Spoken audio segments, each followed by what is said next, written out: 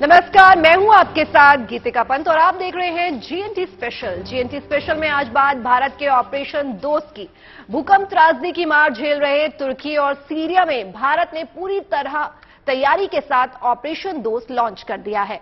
जब भूकंप पीड़ित सीरिया के लिए भारत की तरफ से एक के बाद एक मदद की खेप भेजी जा रही है।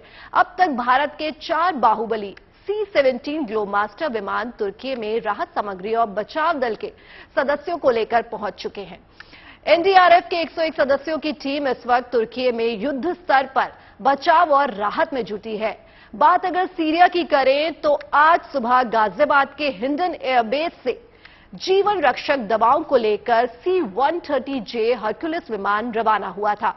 विमान में करीब 6.5 टन दवाएं भेजी गई हैं। सेना के 100 डॉक्टर्स और पैरामेडिक्स का दल भी सीरिया भेजा गया है। यानी कुदरत की मार के बीच भारत तुर्की और सीरिया का बड़ा मददगार बनकर उभरा है।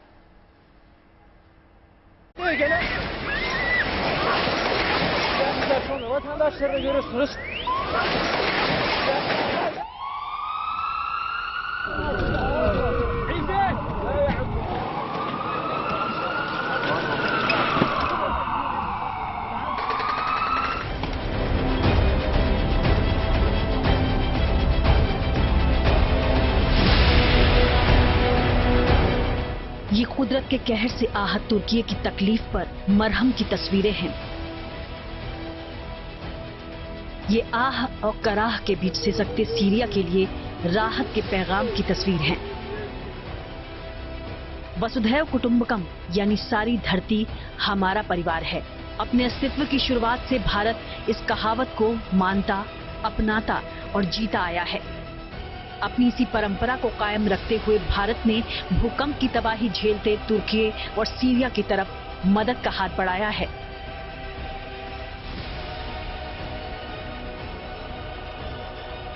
भारत के मिशन मदद के तहत अब तक बचाव दल के साथ डॉक्टर, पैरामेडिक्स और जीवन रक्षक दवाइयों को लेकर C-17 ग्लोबमास्टर तुर्की के अडाना एयरपोर्ट पर उतर चुके हैं। तुर्की और सीरिया इस वक्त संकट से गुजर रहे हैं। भूकंप के बाद यहाँ के तमाम शहरों में सब कुछ बर्बाद हो चुका है, लेकिन इस मुश्किल के बीच भी जिंदगी को बचाने की जंग जारी है। मलबे में उन लोगों को खोजा जा रहा है जिनकी सांसें अभी चल रही हैं। कई बच्चों की जान बचाई जा चुकी है, कई बुजुर्गों को मलबे से निकाला जा चुका है। इस मुश्किल हालात में भारत ने दोनों मुल्कों के लिए मदद का रास्ता खोल दिया है। कल से लेकर आज तक 3 अलग अलग विमान मदद के साथ दोनों देशों की ओर रवाना किए जा चुके हैं। भारत दोनों देशों तक केवल मेडिकल मदद ही नहीं भेज रहा, बल्कि राहत के लिए एनडीआरएफ की टीम को भी रवाना किया गया है। अब अगर टर्की और सीरिया की ही बात करें तो टर्की नेटो का मेंबर है। टर्की एक एस्टैब्लिश्ड इंटरनेशनल फॉर्मेट में अगर देखें तो एक एस्टैब्लिश्ड नेशन है जो काफी एंगेज रहता है वेस्टर्न कंट्रीज के साथ। इसलिए आप देखेंगे कि कई सारे जो देश हैं उन्होंने अपना कंट्री प्लेज में ह्यूमैनिटेरियन असिस्टेंस और एड टर्की को भेजना शुरू कर दिया है। भारत की बात करें तो भारत ने 2 प्लेन्स ऑलरेडी टर्की भेज दिए हैं और 1 प्लेन जिसमें कई सारे humanitarian assistance, medical aid, supplies, basic necessities, ये सब सीरिया की तरफ भी भेजा है। भारत सरकार का मानना है कि जब तक ये त्रासदी, जब तक ये डिजास्टर और ये क्राइसिस बनी रहेगी तब तक भारत जितनी भी मदद हो सकता है। राहत और बचाव के लिए तुर्की की ओर से मदद की जो भी मांग की गई, भारत ने उस हिसाब से तमाम उपकरण और टीमों को तुरंत रवाना कर दिया। रेस्क्यू ऑपरेशन में मदद के लिए अपनी रिलीफ फोर्स को रवाना करने से पहले इस बात का भी पूरा ख्याल रखा गया है कि हमारे जाबाज वहां बचाव के लिए जरूरी हर गैजेट्स और उपकरण से लैस होकर पहुंचे। हमारी जो टीमें हैं वो अच्छी तरह से वेल ट्रेंड हैं यूएसआर में, जिसको urban search and rescue operation बोला जाता है। इसके अलावा भारत सरकार ने 315 स्टेट ऑफ इक्विपमेंट्स दिए हैं हमें, जिसमें डिटेक्शन और एक्सेस इक्विपमेंट्स हैं, एक्सट्रिकेशन इक्विपमेंट्स हैं, पावर टूल्स हैं, लाइटनिंग इक्विपमेंट्स हैं। इन सबों का समावेश करके हमारी जो टीम है एक प्रोफेशनल सेल्फ कंटेन टीम है। इसके अलावा कैनाइंस भी मौजूद हैं जिनका उपयोग ऐसी स्थिति में किया जाता है। इतना ही नहीं बल्कि इस वक्त भी देश की राजधानी में तुर्की और सीरिया के लिए मदद भेजने की तैयारी युद्ध स्तर पर जारी है। किस तरह की मदद की ज़रूरत है वो वहाँ की सरकार को सबसे ज़्यादा खबर होती है। तो उन्होंने जो जो डिमांड हमसे की है उसको हम परिपूर्ण कर रहे हैं। पहले रिक्वेस्ट थी कि 2 टीमें भेजी जाएं, दोनों टीमें रवाना होकर वहां पहुंच गई हैं, डिप्लॉय हो गई हैं। नूरदागी जगह है जहां पे काफ़ी डेवस्टेशन हुआ है, तो वहां दोनों टीमें हमारी रेस्क्यू में कार्यरत हैं। एक और टीम की रिक्वेस्ट आई थी जो टीम आज शाम में रवाना हो जाएगी। इसके सिवा जो मटेरियल की ज़रूरत होती है उसका हम प्रतीक्षा कर रहे हैं उनको क्या चाहिए। हमने अपने फोर्स के पास में जो स्लीपिंग बैग्स हैं, ब्लैंकेट्स हैं, इस तरह की चीज़ें जो उनको ज़रूरत हो सकती है वो इकट्ठी करनी शुरू की हैं और दिल्ली में उपलब्ध हैं, तो उनकी रिक्वेस्ट आने से वो रवाना कर पाएंगे। दरअसल भारत की कोशिश यही है कि दोनों मुल्कों में न केवल जानें बचाई जाएं, बल्कि वहां लोगों को मेडिकल मदद भी मुहैया कराई जाए। भारत इन दोनों मुल्कों के लिए मुसीबत की इस घड़ी में हिम्मत बनकर खड़ा है। अब तक तुर्की के भूकंप प्रभावित इलाकों के लिए हिंदुस्तान ने दवाइयों की खेप भेजी है। भारत दवाइयां और मेडिकल उपकरणों से तुर्की की मदद कर रहा है।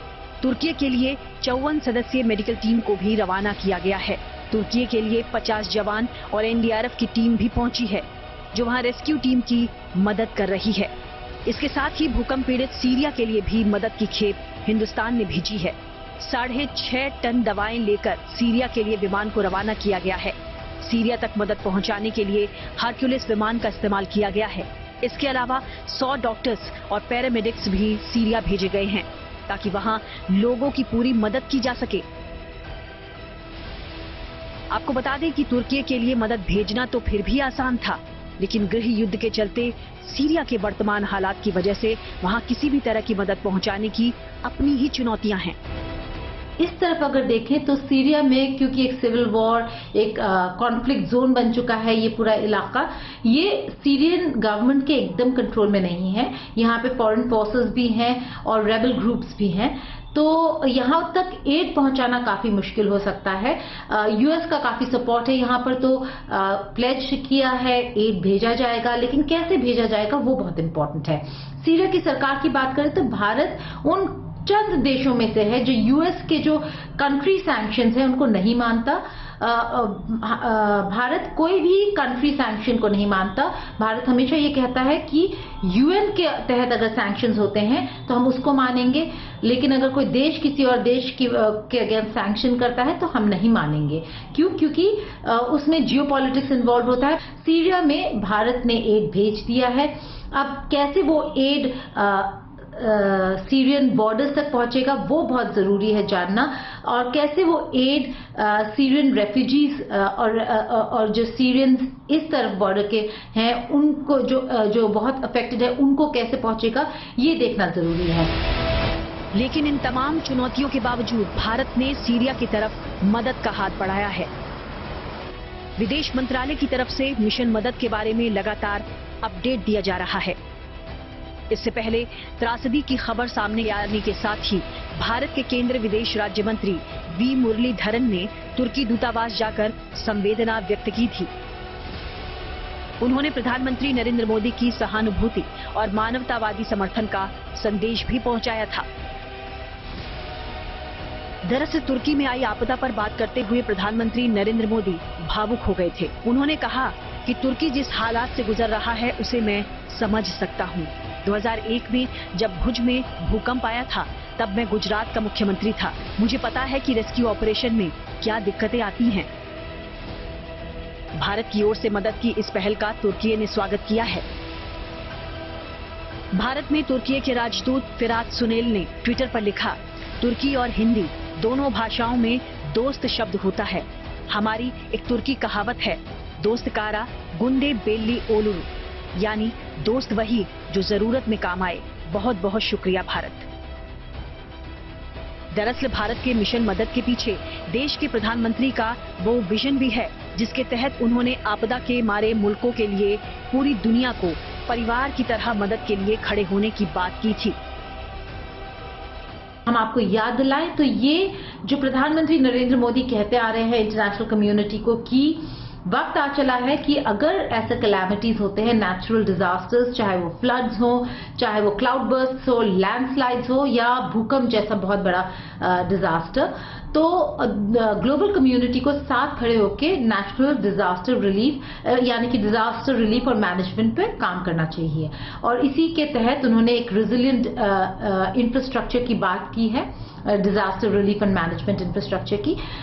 और आज शायद जो देश हैं जो भारत की तरफ देख रहे थे, भारत के प्रधानमंत्री को सुन रहे थे, वहाँ कहीं ना कहीं एक अवेकनिंग है कि जरूरी है ग्लोबल कम्युनिटी एक कोऑर्डिनेटेड एफर्ट करे और एक कोऑर्डिनेटेड वे में इन डिजास्टर्स को मैनेज करे। तो अभी भारत फोकस्ड है टर्की और सीरिया दोनों को एड भेजने में, और जब तक उनको जरूरत होगी तब तक भारत एड और असिस्टेंस भेजता रहेगा। भारत के इस मिशन मदद से एक बार फिर ये साबित हो गया है कि जब भी दुनिया के किसी देश पर मुसीबत आती है तो वर्तमान वैश्विक हालात और उस देश से संबंधों की पेचीदगियों को किनारे रखकर भारत हमेशा मदद का हाथ बढ़ाता है, मानवता का धर्म निभाता है। दिल्ली से वरुण सिन्हा और गीता मोहन के साथ bureau report, good news today. और सोमवार को आए भयंकर भूकंप के चलते सेंट्रल तुर्की और उत्तर पश्चिमी सीरिया में शहर के शहर खंडर हो चुके हैं। जान माल का भारी नुकसान हुआ है, अर्थव्यवस्था को बड़ा झटका लगा है। ऐसे हालात में ये दोनों देश मदद के लिए दुनिया की ओर देख रहे हैं, तो दुनिया ने भी मदद के लिए हाथ बढ़ाए हैं। अब तक 26 देशों की ओर से तुर्की और सीरिया को मदद भेजी गई है। भारत के अलावा अमेरिका ने भी अपनी रेस्क्यू टीम भेजी। इस टीम में 80 लोग हैं, रेस्क्यू डॉग्स हैं। तो वहीं चीन ने 82 लोगों की search and rescue team, 4 dogs और 20 टन राहत सामग्री भेजी है। इसके अलावा रूस ने 100 लोगों की रेस्क्यू टीम तुर्की भेजी है। जापान ने 73 लोगों की rescue team, live detector, generator, medical kit और दूसरी राहत सामग्री भेजी है, जबकि ब्रिटेन ने 76 लोगों की रेस्क्यू टीम, 4 रेस्क्यू डॉग्स, कई उपकरण और मेडिकल सामग्री के रूप में मदद भेजी है। यूएई ने टर्की और सीरिया में फील्ड हॉस्पिटल लगाने का ऐलान किया है, तो वहीं स्पेन ने फायर फाइटर्स, रेस्क्यू टीम और कई औजार भेजे हैं। कतर ने 27,000 खाने के पैकेट्स और $7 लाख की मदद भेजी है। पाकिस्तान ने 36 लोगों की सर्च एंड रेस्क्यू टीम भेजी है, जबकि कनाडा ने $75 लाख और ऑस्ट्रेलिया ने $70 लाख की मदद भेजी है। भारत की ओर से एनडीआरएफ की एक वेल ट्रेन टीम राहत और बचाव के लिए तुर्की पहुंची है। इस टीम में 5 महिलाएं भी शामिल हैं। इस समय तुर्की में भूकंप के मलबे से ढूंढकर ज्यादा से ज्यादा जिंदगियां बचाना इस टीम का सबसे बड़ा लक्ष्य है। इसे देखते हुए टीम को रेस्क्यू करने के लिए जरूर सभी मॉडर्न उपकरणों से लैस करके भेजा गया है। रेस्क्यू टीम के साथ 4 स्निफर डॉग्स भी तुर्की गए हैं। एनडीआरएफ के डायरेक्टर जनरल से जानते हैं कि आखिर ये टीमें तुर्की में किस तरह मिशन जिंदगी को अंजाम दे रही हैं। कितने लोगों की टीम जो है वो यहाँ से मदद के लिए भेजी गई है, और जो आप बता रहे हैं कि लगातार जो लोकल इक्विपमेंट्स होते हैं, कई सारी ऐसी चीजें होती हैं जिसमें एनडीआरएफ अपने आप में माहिर मानी जाती है। नेपाल में भी हमने देखा कि एनडीआरएफ ने किस तरीके से काम किया था, तो वही सारी जो टेक्निक है और टैक्टिक है वही चीज अपनाई जाएगी। हाँ, 2 टीमें जो गई हैं उनमें कुल मिला के 101 रेस्क्यूअर्स हैं। उनमें सबसे पहली बार हमने 5 महिला रेस्क्यूअर्स भी भेजे हैं। एक केनाइन कंपोनेंट है, 4 हमारे स्निफर डॉग्स हैं जो लाइव विक्टिम्स को डिटेक्ट करने में ट्रेन है। इसके सिवा 7 गाड़ियां साथ में गई हैं, और जो नई टीम जा रही है 3rd, इसमें भी 51 रेस्क्यूअर्स हैं और सारा साजो सामान जा रहा है। जिस तरह आपने कहा स्पेशलाइज इक्विपमेंट के बारे में, तो हमारे पास इक्विपमेंट काफी तरह की लेकर गई हैं।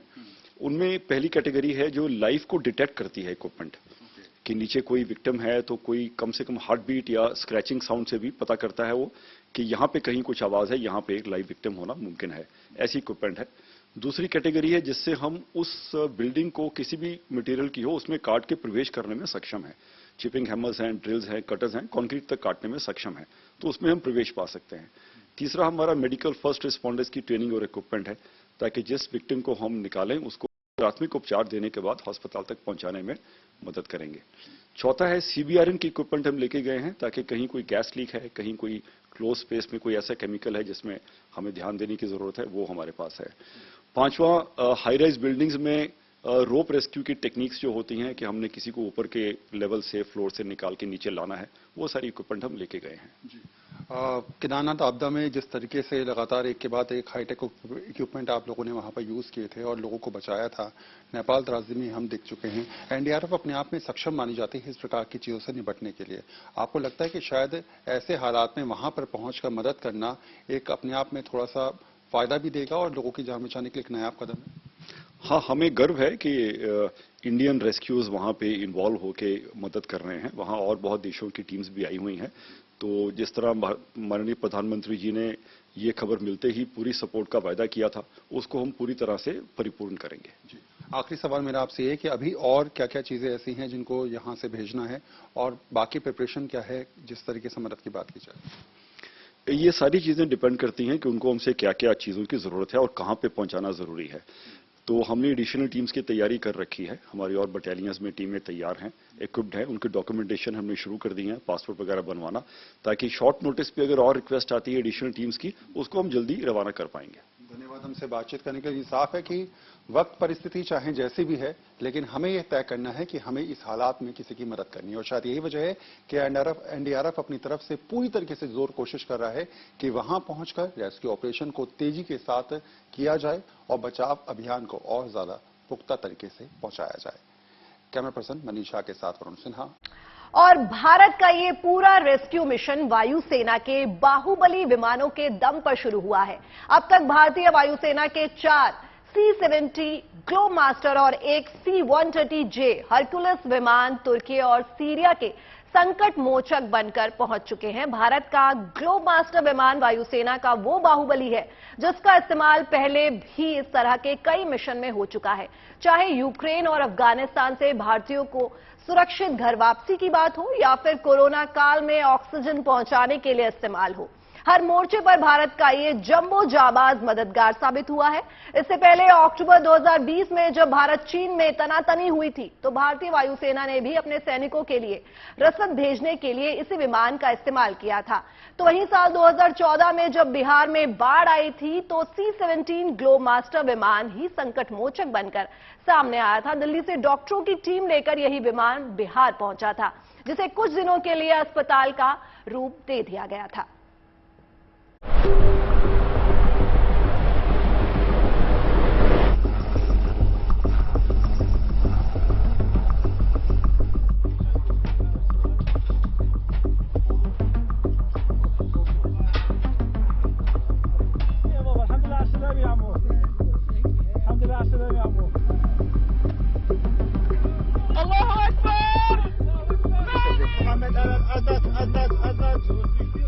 तुर्की और सीरिया में भूकंप को 3 दिन हो गए। पिछले 3 दिनों से दोनों देशों में तबाही का मंजर पसरा है। बीते सोमवार को गुजरी त्रासदी की तस्वीरें चारों तरफ नजर आ रही हैं। तुर्की में करीब 7,000 लोगों की मौत के बीच भारतीय वायुसेना ने ऑपरेशन दोस्त के तहत घायलों की जान बचाने के लिए अपने सबसे बड़े योद्धा को उतार दिया है। भारत की तरफ से भेजे गए 2 बोइंग C-17 ग्लोबमास्टर वहां उतर चुके हैं। इसके अलावा भारत का दूसरा संकट मोचक C-130J हरकुलस सीरिया के लिए राहत का सामान लेकर निकल चुका है। भारत के ये दोनों पवनपुत्र तुर्की के लिए लगातार संकट मोचक की भूमिका में दिख रहे हैं। हर विपदा में ट्रबल शूटर की तरह खुद को साबित करने वाला ग्लोबमास्टर बेहद खास है।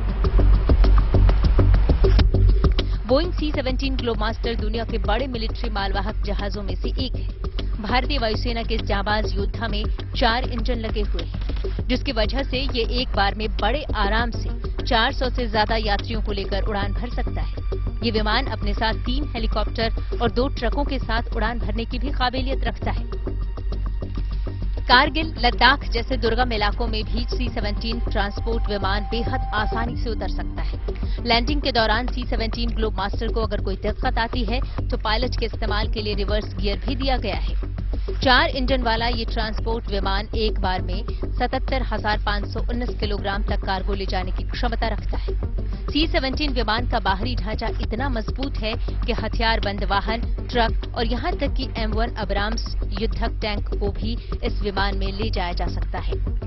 बोइंग की तरफ से विमान 4 इंजनों से लैस है। C-17 विमान का बाहरी ढांचा इतना मजबूत है कि इस पर राइफल और छोटे हथियारों की फायरिंग का कोई असर नहीं होता है। C-17 ग्लोबमास्टर की लंबाई 174 फीट है, जबकि उसकी चौड़ाई 170 फीट है। भारतीय वायुसेना के इस विमान की जमीन से ऊंचाई 55 फीट है। इसकी हर काबिलियत की वजह से C-17 ग्लोबमास्टर को किसी भी विपदा में लोगों को एयरलिफ्ट करने में लगाया जाता है। C-17 ग्लोबमास्टर एक स्ट्रेटेजिक एयरलिफ्ट ट्रांसपोर्ट एयरक्राफ्ट है और जरूरत पड़ने पर इसमें 75 टन का पेलोड ले जा सकते हैं। ये दुनिया के विशालतम मालवाहक जहाजों में से एक है। गौरतलब बात यह है कि यह एक बार में 4480 किलोमीटर की दूरी तक जा सकता है। जरूरत पड़ने पर यह मात्र 3500 फीट का रनवे से भी टेक ऑफ कर सकता है। कच्चे रनवे पर भी ये टेक ऑफ और लैंड कर सकता है। खास बात यह है कि इस जहाज के कार्गो कंपार्टमेंट की लंबाई 88 फीट होती है और चौड़ाई 18 फीट होती है। वैसे ये पहला मौका नहीं है जब भारत ने मुश्किल में फंसे किसी मुल्क की मदद के लिए अपने इस बाहुबली को भेजा है। इससे पहले भारत ने युद्ध की आग में झुलसते यूक्रेन से अपने लोगों को सुरक्षित निकालने के लिए चलाए गए ऑपरेशन गंगा में इसी बाहुबली विमान का इस्तेमाल किया था। तब C-17 ग्लोबमास्टर कई फेरे लगाकर बड़ी संख्या में भारतीय नागरिकों को यूक्रेन से सुरक्षित स्वदेश वापस लाया था। इसी तरह जब तालिबान 2 की आमद के साथ अफगानिस्तान में कत्ल गारत का दौर शुरू हुआ था, तब भी भारत ने अपने लोगों को बचाने के लिए C-17 ग्लोबमास्टर का इस्तेमाल किया था। अगस्त 2021 में भारतीय वायुसेना का ये बाहुबली विमान अफगानिस्तान से अपने लोगों को सकुशल वतन लौटाकर लाया था। तो वहीं सीरिया की तरफ राहत सामग्री लेकर उड़ा C-130J हरक्यूलिस भी C-17 ग्लोबमास्टर की तरह ही भारतीय सेना का एक और ट्रबल शूटर विमान है। भारत सरकार तुर्की के लिए जो राहत सामग्री भेज रही है, उसका एक बहुत बड़ा हिस्सा C-130J सुपर हरक्यूलिस में भेजा जा रहा है। यह एक 4 इंजन वाला टर्बोप्रॉप विमान है। यह एक बार में 3334 किलोमीटर की दूरी तक जा सकता है। जरूरत पड़ने पर यह एक साथ 20 टन राहत सामग्री ले जा सकता है। खास बात यह है कि यह बहुत छोटे कच्चे रनवे से भी ऑपरेट कर सकता है। C-130J का जो कार्गो कंपार्टमेंट है, वह 42 फुट लंबा, 9 फुट ऊंचा और 10 फुट चौड़ा होता है। यानी जरूरत पड़ने पर इसके पीछे जो रैंप लगा हुआ है, उस रैंप से एक छोटी जीप, जिप्सी या छोटे एम्बुलेंस को अंदर ले जा सकते हैं। यानी चाहे किसी देश में प्राकृतिक आपदा आए या फिर युद्ध के हालात हो या महामारी का दौर, भारत हमेशा से संकट काल से जूझते मुल्कों की सहायता के लिए अपने इस बाहुबली विमानों को भेजता रहा है। हर बार की तरह इस बार भी हरक्यूलिस और ग्लोबमास्टर तुर्की और सीरिया में अपने सामर्थ्य के मुताबिक संकट मोचक की भूमिका निभा रहे हैं। Bureau report, good news today.